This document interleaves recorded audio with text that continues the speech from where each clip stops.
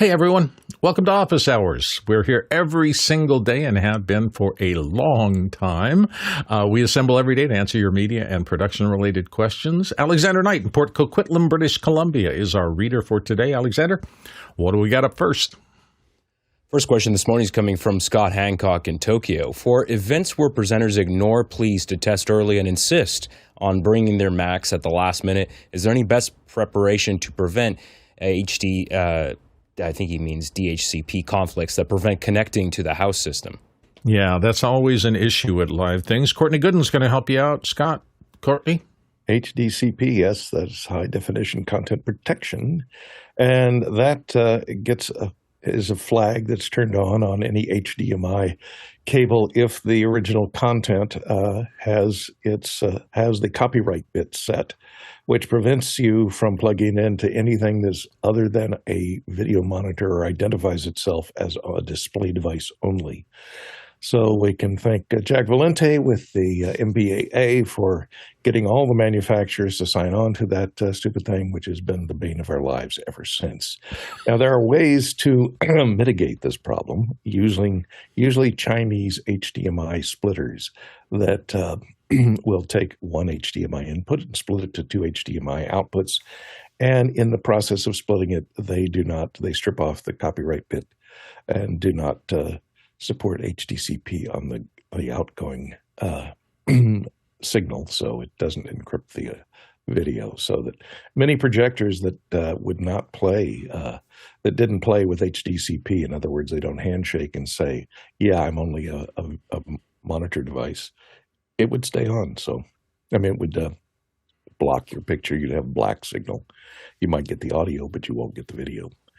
So that's the way to do it. Unfortunately, there's no way to tell if each particular splitter does it or not. You kind of got to go to the forums and say, does this split HDCP? Does this turn off HDCP? And sometimes the people will tell you. The manufacturers won't tell you because they lose the right to put HDMI, to use HDMI if they don't comply with that particular handshake unit on that handshake agreement. So it might be a little trial and error before you get one that strips it off. But once you put that at the very head of the line and then transfer out from there. The other thing you can do is bring it into something that turns it into SDI or Ethernet and go from there. But it may any of those boxes that convert from HDMI to SDI may support HDCP, so they may block it as well. So you got to be careful. Jason Bache. I'll tell you how to test it. I typically bring an Apple TV along with me, and I start playing Netflix. And if it works going out and through, then you've successfully stripped HDCP. There you go. Scott, thank you for the question. Good luck with it. I will say that this is the second biggest annoyance to me after the horror that is font substitution in somebody's presentation that they dragged in off the street and didn't let me test ahead of time. And when they yell because all of their slides are now no longer formatted because they use some rogue weird font that doesn't appear on anything else, and it used to annoy me to the ends of the earth. Next question. Mike Edwards in Brooklyn, New York. Morning, everyone. Using an M1 Mac Mini inside an xmac mini server with a Decklink Duo 2 running out of Mimolive, I've experienced drop frames until video feed crashes to YouTube.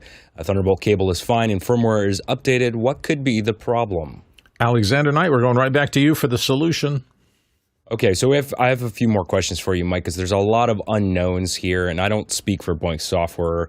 I am a user of Mimolive, that's all I will say. But we don't know the exact details of what you're running on that system in terms of what operating system are you running. Hopefully you're not running Tahoe the latest, because there may be some issues there. And there are other things about the template itself that we don't know, like what were you streaming at? What resolution? Was it 4K? Is it 1080p? What resolution and frame rate is the document in Mimolive set up? We don't know how many layers, how many graphics. There's a lot of stuff. So my suggestion would be, because I don't think we're going to be able to resolve this fully over this show, show, but you may want to post this question in the official Mimolive Experts Discord server. Post all the details about the exact system. You may even want to upload a copy of your document so we can actually have a look at it and try to debug it and find what caused the problem. We don't really know at this point whether or not the issue is related to the Blackmagic hardware itself. It's hard to really say. I have heard, I don't use those Decklink cards, but I've heard lots of people over the years have issues with weird driver bugs on the Decklink, so it could potentially be that, but we don't really know. Next question. This one's from Jack Cannon in Phoenix, Arizona, USA.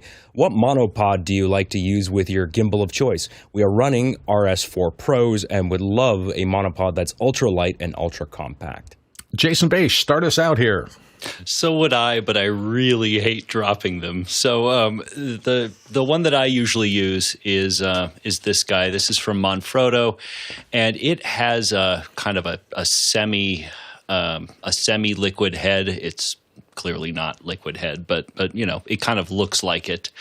You can always unscrew that and then just screw the gimbal directly onto the monopod. The thing with monopods is you just don't leave them alone. Like, you need somebody to always have them, because those little latchy feet things are not really going to help you. They are one bump away from completely knocking over your rig.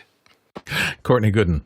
Yeah, I don't like the ones with the feet. They're one puff of air, one little burst of wind from blowing your camera over and making it into a nice pile of pieces. You said, you know, those things are kind of against each other. Ultralight, ultra-compact, and sturdy enough to hold a RS4 gimbal and a phone or something on it. I'll show you the ones that I use for these. These are what I use for the posts on our presidential teleprompting systems. These used to be from Sunlu company in China, and Amazon just copied them exactly, and now it's an Amazon Basics, or maybe they bought out the factory.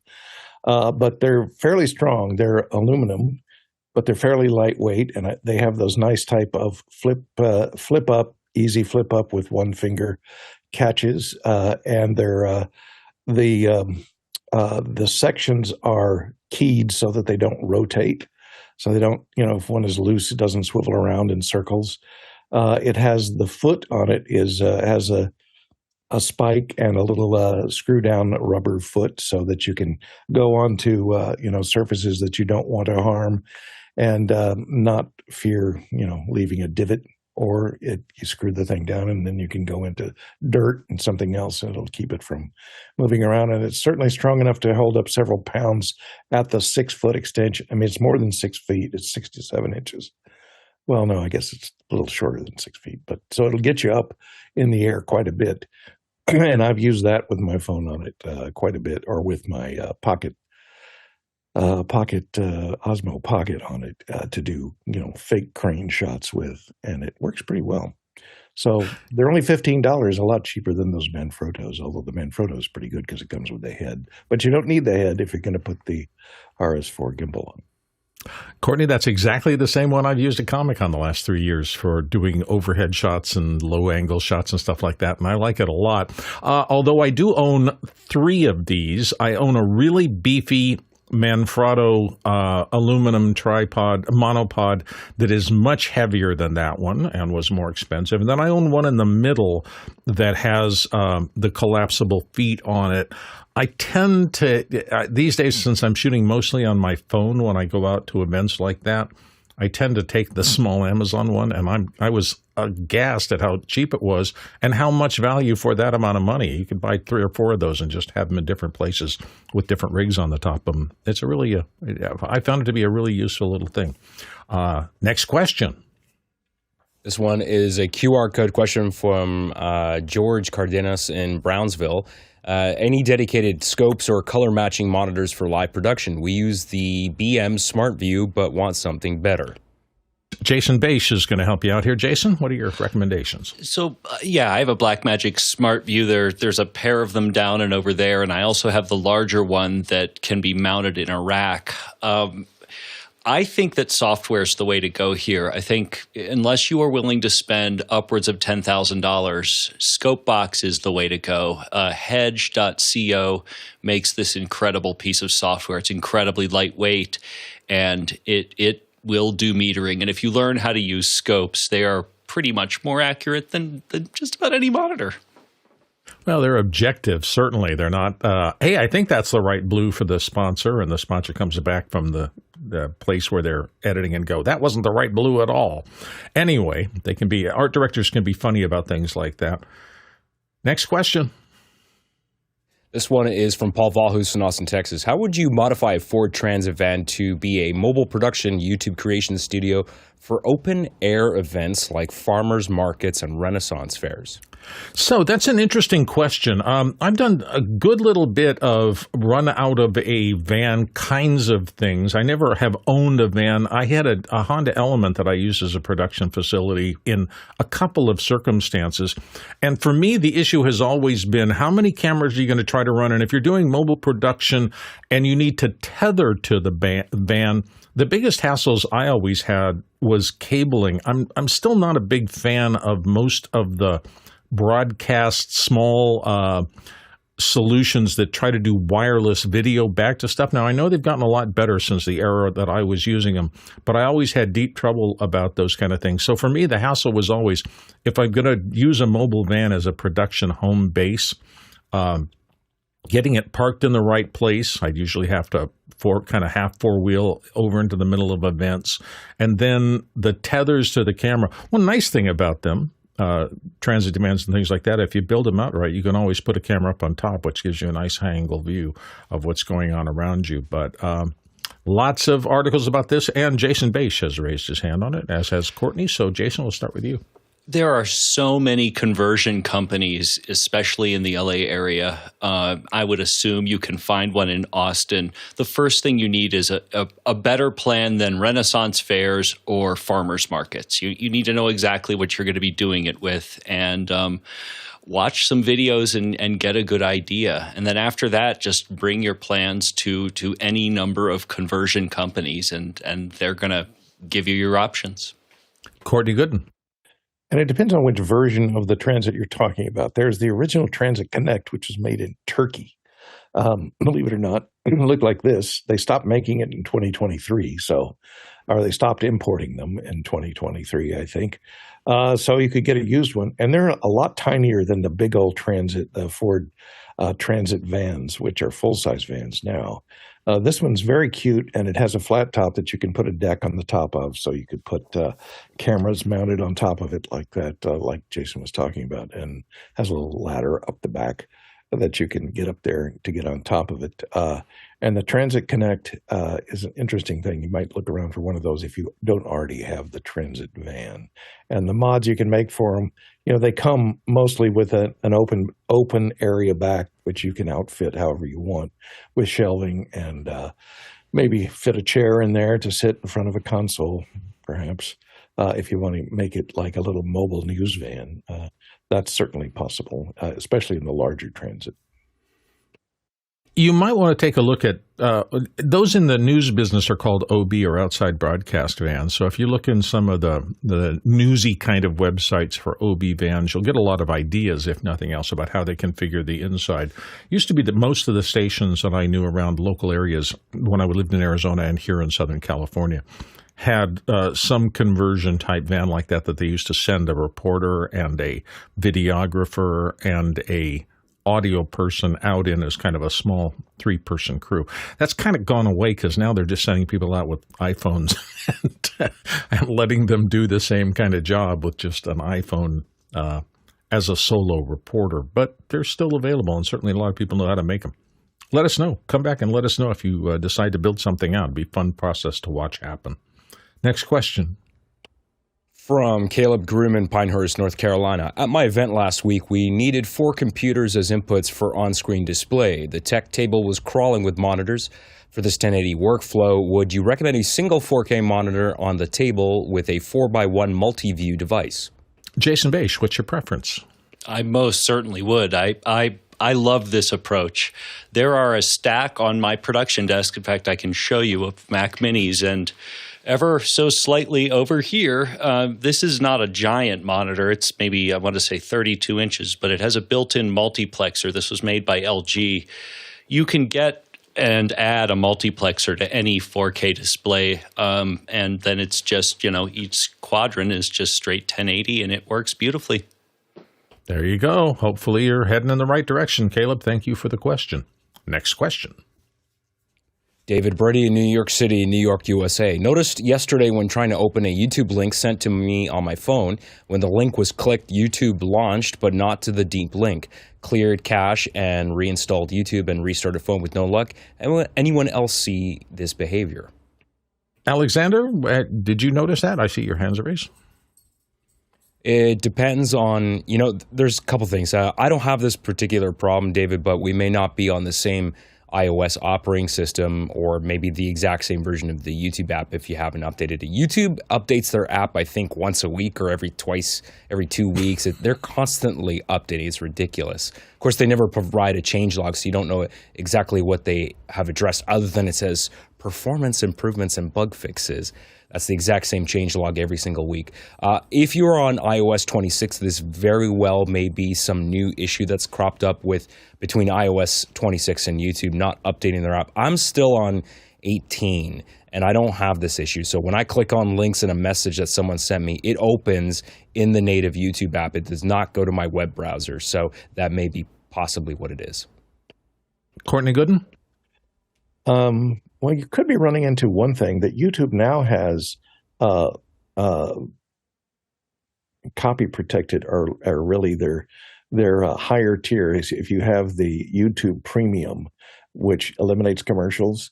A lot of times they put full length movies on there, YouTube particular movies, and you have to be a YouTube Premium subscriber to view those. So maybe the link was to a YouTube Premium type of video that has copy protection and prevents non-YouTube Premium users from going to it. Maybe that is what the problem is, or it's behind a paywall of some sort.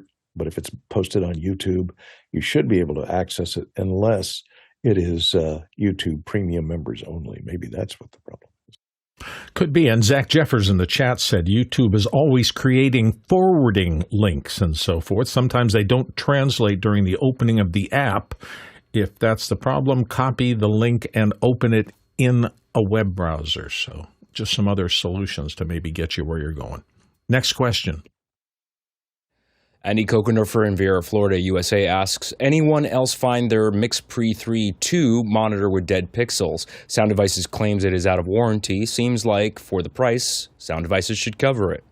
Jason Bache, what are your thoughts? Maybe, but that is up to them. I personally have never had this issue. My MixPre-6 II is operating a whole bunch, basically 24/7, and I've never seen a dead pixel. But yeah, their warranty is up to them. Yeah, I will say that I try to push some of my gear way beyond its expected life because I'm from the old school where you used to buy something like a television that would last you 15 years. I don't think we're in that era anymore, but that's up to you. Alexander Knight, your thoughts? Yeah, like Jason was saying, it's totally up to the company. Now, you can always ask, but they have the right to say no. The thing is that a lot of companies I find, if it's slightly out of warranty, and I mean slightly, like if it's like a couple weeks or even a month past the warranty date, sometimes if you send it in, they will do it under warranty. But if it's if we're talking way past, if your warranty is only a year and 2 or 3 years down the road the screen dies, there's absolutely no reasonable reason why you should expect them to actually cover that. That said, LCD screens are cheap. I've had LCD screens replaced using third-party replacements by, I just send it to a local shop that can do that kind of thing, and usually it's worth doing. So it's going to be much cheaper for you to just get that screen replaced by a third party than having to buy a brand new one. So I would definitely recommend trying to fix it. Courtney Gooden. Well, that size touchscreen is pretty rare, and they may have had it manufactured back in the day. So I'd wonder, and Sound Devices has gone through a couple of owners in the last few years. They were bought by Hanser, some start with an H, Harris, I can't remember, another company there that did their assembly work in Wisconsin. And then they were swallowed up by Audiotonics later on, which is a giant conglomerate that owns Fender and Kawai and Casio, owns a lot of audio stuff. So they may not have back stock on that particular screen. You may have to find the company that built the originals. So look around for it and see if you can find who's manufacturing it. They may have some old stock in stock to replace that with. Otherwise, they may not be able to replace it. They definitely probably are not going to. It's not going to be cheap to replace it, so you might as well, try and upgrade to a MixPre-6 or something. Next question. This one's from Paul Valhus in Austin, Texas. MixPre-3 Mark II is $950. MixPre-6 II is $1,150, and the 10 is $1,950. What are the differences and competing gear, and what could you expect to find these for on eBay, Amazon, and other used marketplaces? Okay, well, we're not in the used business exclusively, but Jason Bass may have some ideas for you here. Jason? MixPre-6 has 6 channels. MixPre-3 has 3 channels approximately. There are actually more channels in there. And the 10 has a whole bunch of other stuff. There's also timecode in and timecode out. I think the 10, or is it the Scorpio that does Dante? Suffice it to say, every step up you get more ins and outs, or as a longtime friend of the show would say, gazingas and gazoutkas, I think is what he used to call it. Should you get it on eBay? I don't know. I mean, the only thing worse than spending too much money once is spending too much money twice times 2/3. That's my thought. I generally wouldn't do it, but yeah, it's your call. And Mickey noted in the chat, all of the MixPre models have LTC longitudinal timecode in and out, so at least they have the capacity to use it. So maybe that'll affect what you're looking for, Paul. Next question.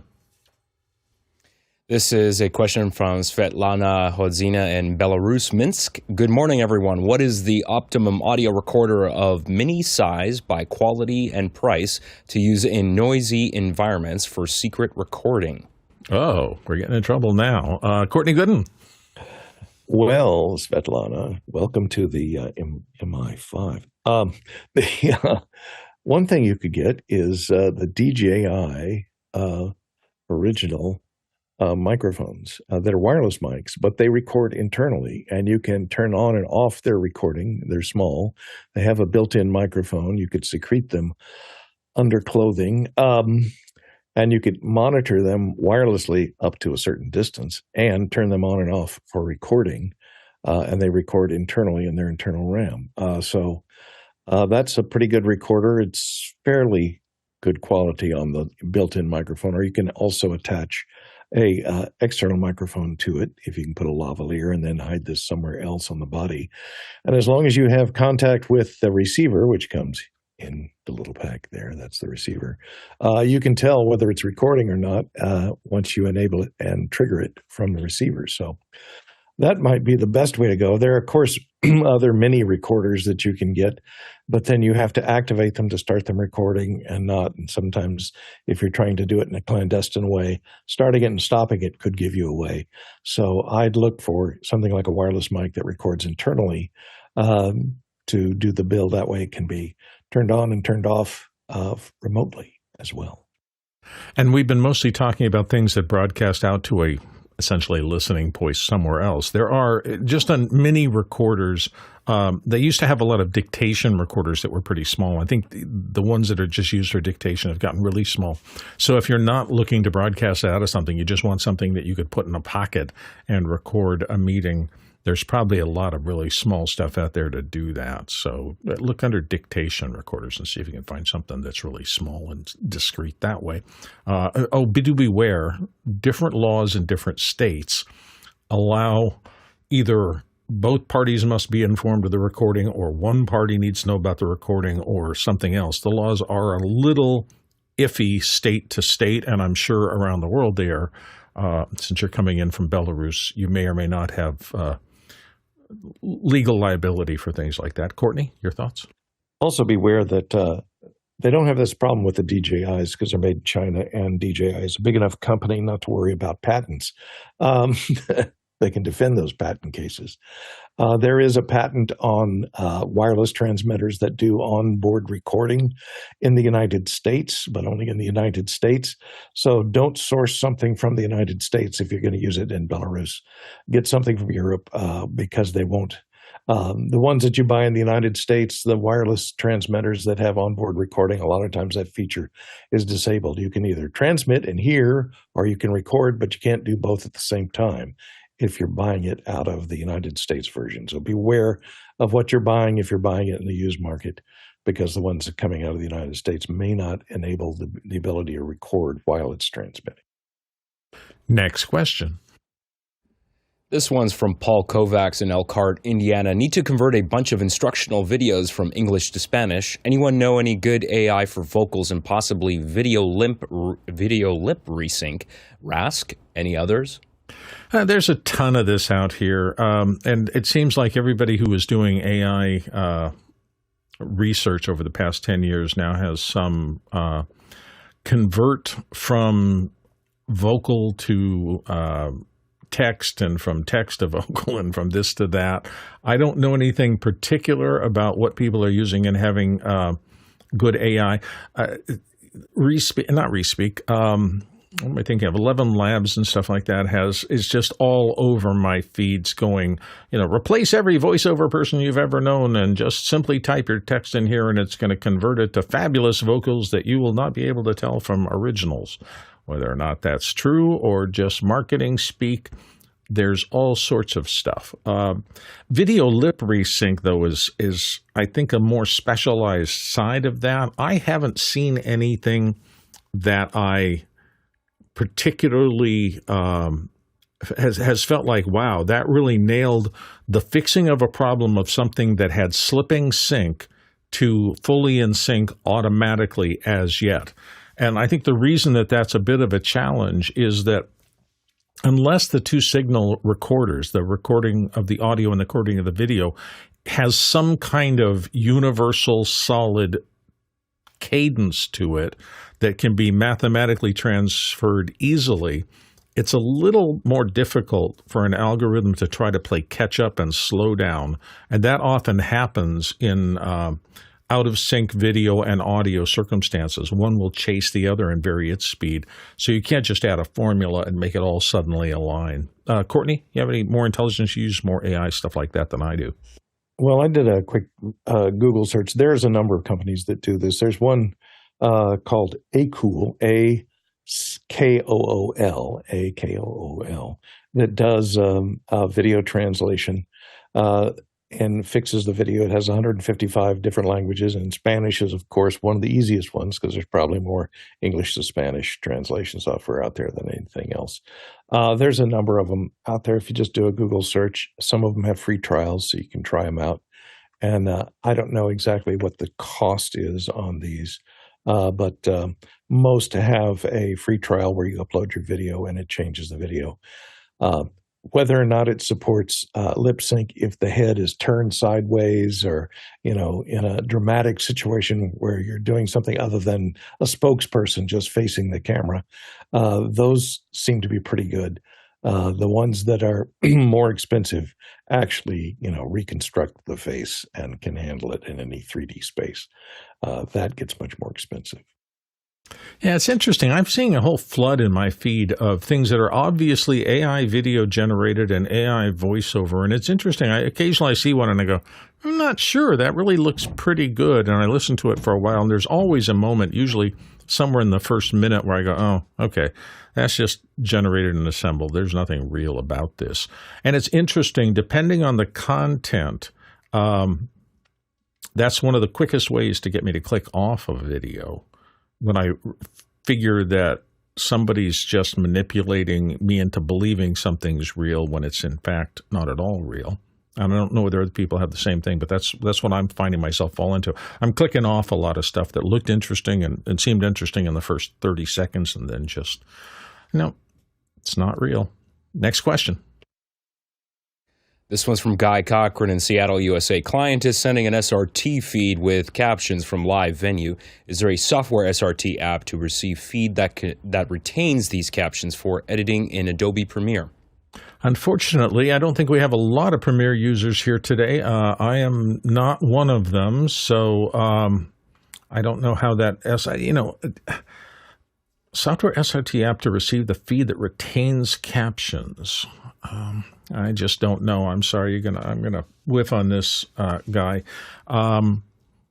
I guess just bring this back in. This is not a QR, so Guy knows the system as well as anybody in the back end, and you have to try maybe on Wednesday or maybe on Friday if you can wait that long. I'm just not that Premiere wise. I don't use it, so I don't know anything about it. Next question.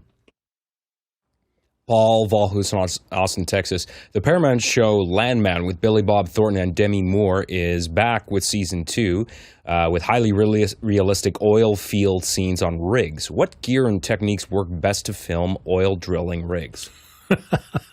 Courtney Gooden, is there a specific oil jacket you can buy for putting around your camcorder?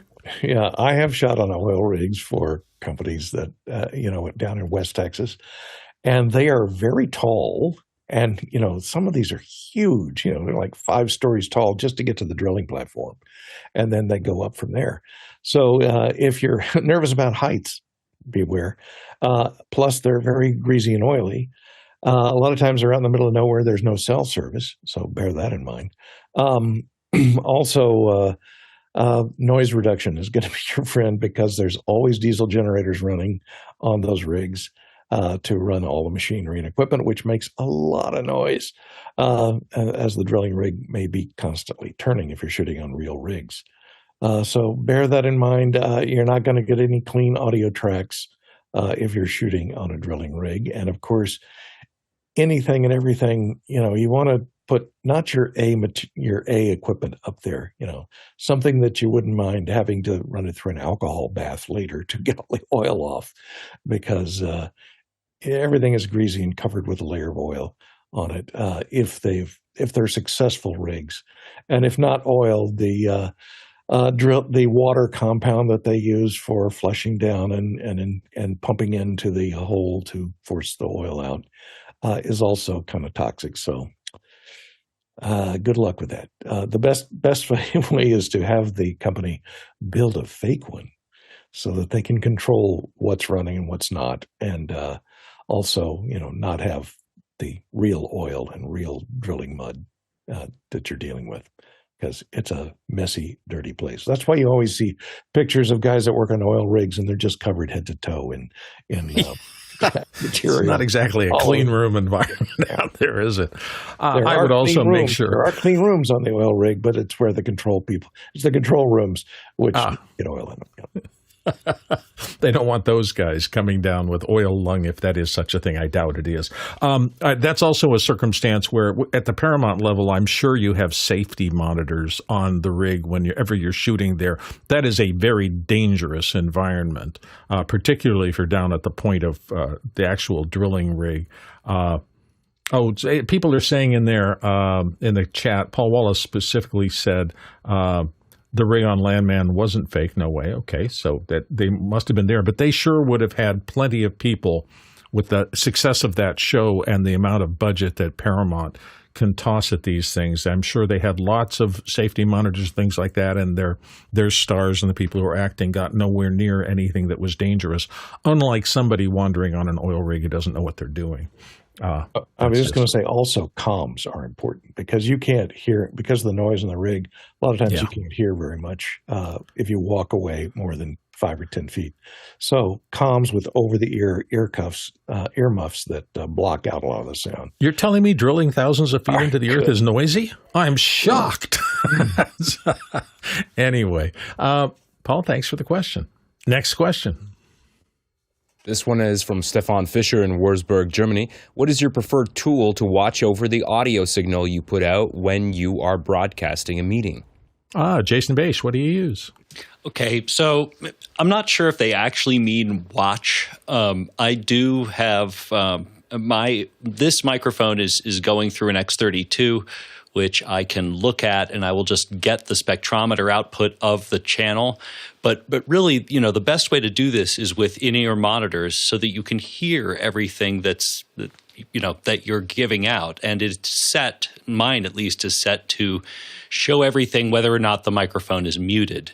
So I can actually hear directly, and I will turn on and off the body pack, and that's how I figure it out. Alexander Knight? Yeah, so, I mean, depending on what you're using, like, for example, my digital console, I route all the audio that I do inside my computer. It actually goes through my console, so I can actually monitor that stuff through the professional metering inside of that.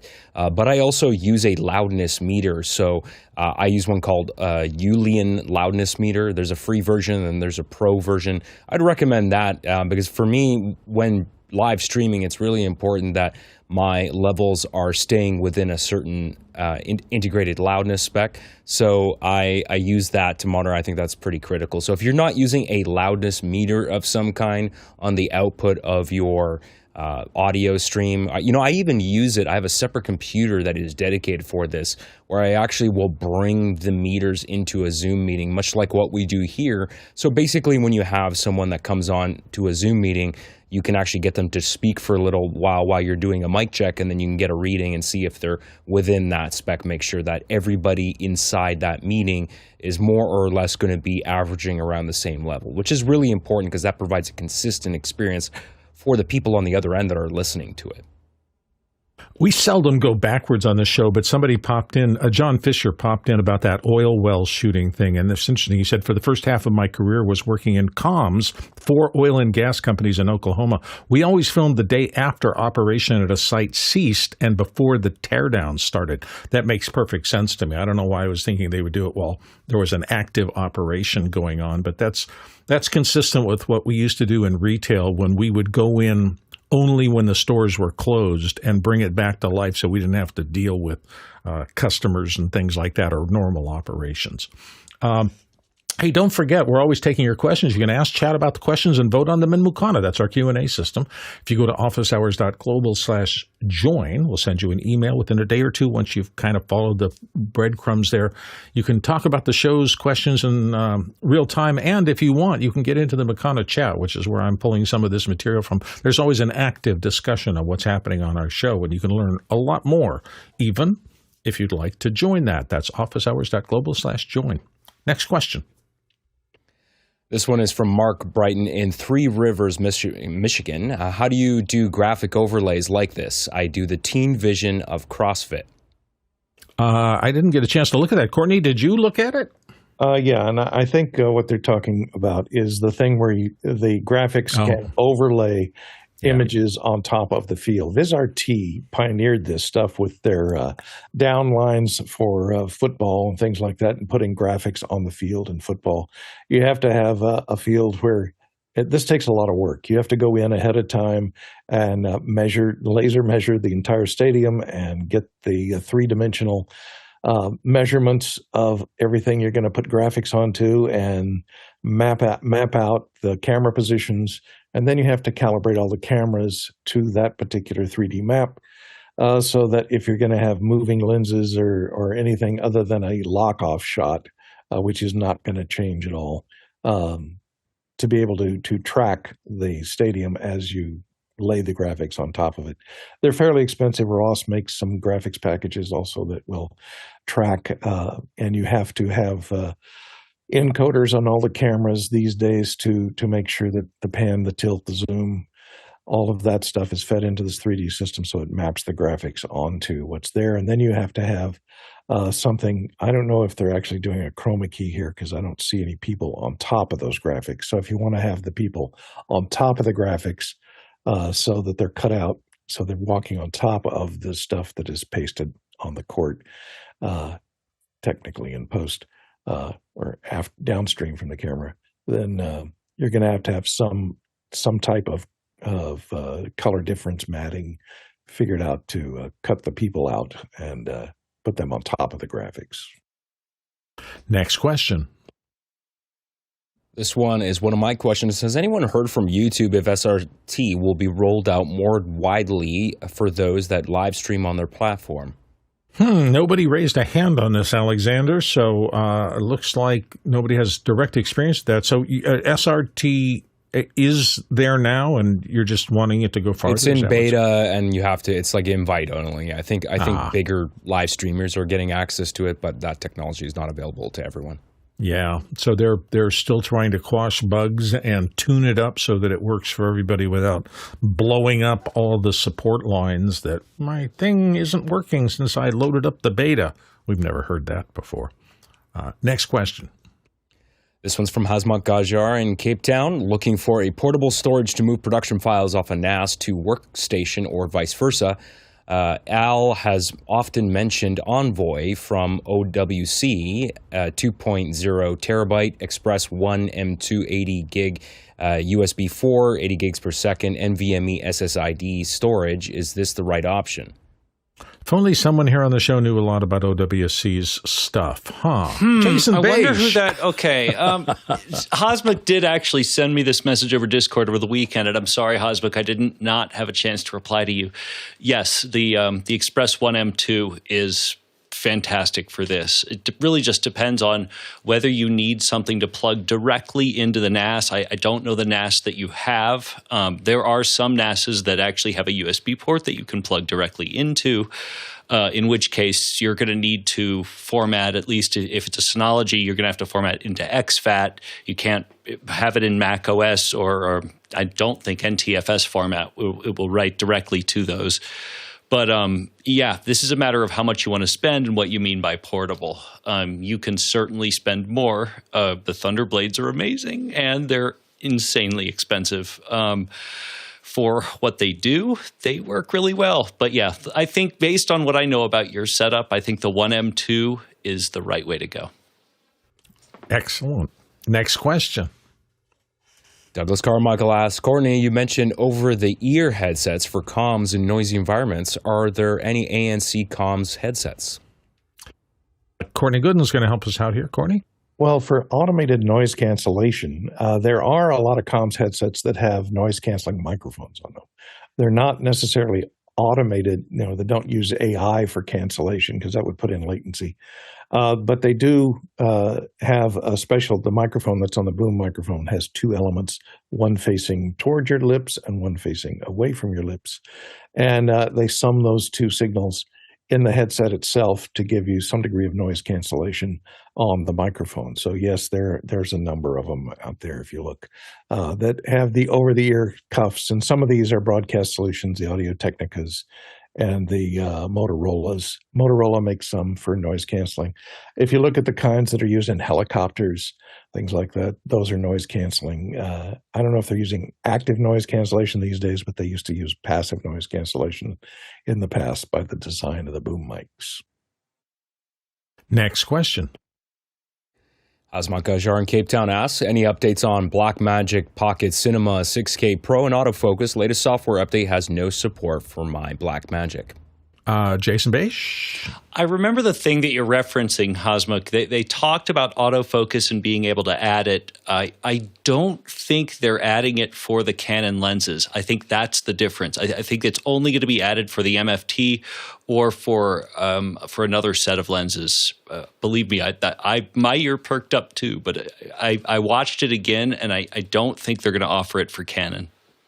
Well, most of the Canon lenses for the Blackmagic 6K are EF, and those are really started life as right. Still, they're really they're not designed. Lenses. They're not designed to be video lenses. Yeah, they're not well, some of them are parfocal, I guess, but yeah, it's not a good match, I would think. Next question. Jack Cannon in Phoenix, Arizona, USA asks, is the more recent OWC Mercury 5S a good successor to the Sonnet boxes folks are using for bringing PCI capture cards into the Mac? Has anyone done this yet? Jason, perhaps? Jason, perhaps? That's exactly what they were designed to do. So yes, I think that's a great replacement. don't forget, if you want to get a question in really quickly, and we go as long as we have questions from you, and when we don't have any more questions, we stop. You can go to askofficehours.global, put that into your web browser or anything else. That'll take you kind of into the quick question queue. That's askofficehours.global, and you can get your questions in. Those questions that go in through this system, through the askofficehours.global system, stay persistent and come back the next day. Next question. This one's from Hazmat Gajar in Cape Town. Remote talent with slides deck on production/host setup. Any option for talent to click slides instead of next slide? Yeah, this is one of those things that a lot of people who do a lot of slideshows just understand that the idea of a host-led clicker has a lot to recommend it. I mean, the host knows when they want to move, and some hosts don't strictly follow things, and they might want to go, 3 slides back, and if they've rehearsed a ton, that's going to make them feel more comfortable. But we've also seen a lot of circumstances where that system breaks down, and you get a bad pause in a presentation that does not look professional, where they're going, why am my clicker working here? And it just doesn't seem good. So most people who do a lot of presentations always have some way for backup to happen. And if anything happens with the clicker, if you're giving them a clicker, then the actual people at front of house behind things can advance slides. And in many cases, and Alex has articulated this a lot with the thousands of presentations he's been involved with, sometimes they just really don't want the presenter to do that. They'd much rather have a set of vocal cues or something like that, because they have the ability to switch. If anything happens to a machine, they often have immediate ways to switch to another machine so that the program and the slides can go on. Jason Bache, your thoughts about this? Bill's absolutely right, but if you really want a solution, pickleremote.com will allow you to do this over the web. Use carefully. Let's get the internet involved. What could go wrong? No, I'm just being facetious. A lot of those things work really well. Courtney Gooden? Yeah, and I cannot remember the name of the one that Alex Lindsay always recommends, and he says it's the only one, and he calls it the pickle. It's the DSAN. DSAN, The DSAN remote presentation advancer. I think it's called the DSAN Perfect Q. DSAN 433. Yeah, it sounds right. Here it is. Yeah, it's $785. So it does have that external antenna on it, and I'm not sure what frequency they're using, but the problem is almost all of the other ones, the Logitechs, and there's 30 or 40 other brands that are out there as presentation controllers. The nice thing about this DSAN, it only has 2 buttons. It's next and previous, or on and off, and that's it. That's right. It doesn't let them, escape. On a lot of them, there's that F5 keystroke, which gets you out of the presentation and takes you back to the desktop. You don't want them to hit that button by accident, and so the one that just has next slide and previous slide. And that DSAN has that external antenna, and that's fairly important, because if you're in a room full of people with 2.4 gigahertz Bluetooth and Wi-Fi connections, you don't want to be competing with everybody in the room for that 2.4 gigahertz Wi-Fi space. So the DSAN, I think, is the way to go. The only time that's ever messed me up, and I've done quite a few presentations over my life, is when somebody in the audience says, hey, on that pie chart you showed 7 slides ago, can we talk a little more about that? And you're going, okay, back. Oh, there it is. Yeah, we can talk about that. And now you're stuck with front to get back to where you were. But this is the thing about live presentations. I mean, I will say that somebody who's a whiz at something like Keynote or something like that, if you're allowing a person at front of house to actually control slides, the good slide presentation assistance, that's a terrible thing to say. That's not it. I guess this would be an assistant director or assistant graphics person or whatever, can hop to a different slide in the deck and then pop it up on the screen for you, so you get a smoother experience that way. That's why you rehearse these things so much, that at some point you may have to go away from the simple next slide format. And if we subscribe, as I do, to Alex's philosophy of less rote presentation and more Q&A with the audience, I could see the need to be able to control your slides. And in fact, the last few times that I've done presentations, I've wanted to actually have Keynote running locally for me. I have a little table and I'll bring up a computer or something like that, and I'll have my MacBook Pro on it running the Keynote, so that if I know I have to go back to a different topic or a different section, I can say, let me pull that up, and about that much time goes by and I can get to the slide I need. Courtney, you wanted to dive in on this? I was just going to point out one extra feature on this, which is handy to have, is that one that I cut to a minute ago. This one, that's $785. Also has a green laser pointer on it. So it's handy to have so that you can point at the screen and highlight stuff. And also when somebody asks you that stupid question, you could just blind them with the green laser. Don't do that. This is not something that office hours supports. But I will agree. I don't think I've done a presentation in the last 5 years where I haven't had a laser pointer, and it can be really useful. Even though I've simplified most of my slides after listening to people who really know how to do slides and got them simpler and simpler, it was an interesting period when I noticed that we still talk glowingly about Apple's presentations because they were some of the best we'd ever seen. And they got to the point where they were simplifying. They've done something lately that I think has been really interesting. They will put up a more complex slide, and I'd call it a workflow slide. It's not really necessarily a workflow, but they will have 5 or 10 bullet points about what a new processor does, and they will just throw it up and leave it up, leaving the audience to go through that at their own pace and get those things. And then if they're talking about something, you can reference the part of the slide they're talking about. It kind of goes against the grain of the idea of just keep the slides with 3 or 4 words and a picture and that's it, and mostly talk to the audience directly. I do think with some complex things that you have to explain that aren't simple, and processor architecture is certainly one of those things, particularly since processor architecture is so small, to be able to blow it up and then discuss, well, here are the FPGAs and here's the part that has RAM on it or whatever, does help the audience grasp what you're talking about. So I've kind of added that to my standards for how good slides should work. Courtney, you want to So another pointer is if you're working with an LED wall, laser pointers don't work. Oh, there you go. You cannot bounce a laser No, they off an don't. LED. It has that light-absorbing little isolation between each LED, and it just sucks up that laser, and no one will be able to see. There you go. Yeah, So you need the old-style long pointer that you can walk up to the screen. Something about 5 feet long and wooden, a little rubber tip on the end. We're going very retro here. That was our last question that we had in. I was trying to stretch out a little bit and give a chance for more to come in. But as I said, we're here for answering your questions. So if there are no more questions, we're kind of done with that. First of all, thank you, everybody, for participating today. If you put in questions or if you just watch the show, thank you. You are our producers, and we could not do this show without you, particularly those of you who are watching and vote on the questions. That's how we determine what's the most important. To the panelists, thank you guys. Everybody who has come here over the course of time and just freely accepted the responsibility for going in public and trying to answer everybody's questions. It's sometimes a scary thing to do when people first start doing it. But I've learned so much from everyone here that I truly appreciate each and every person that shows up here to do that.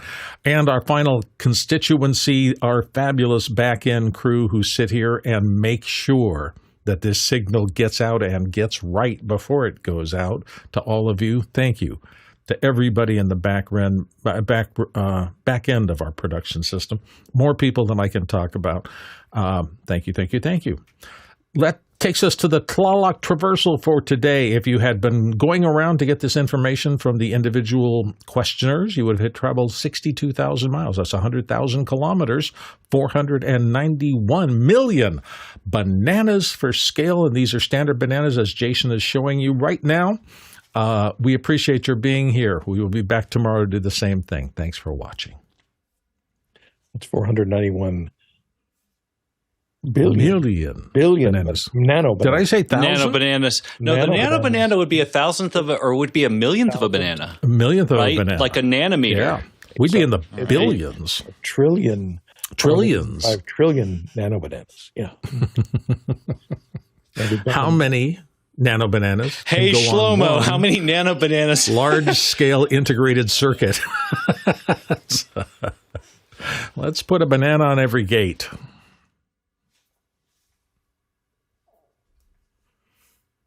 See you all tomorrow. Thanks for watching.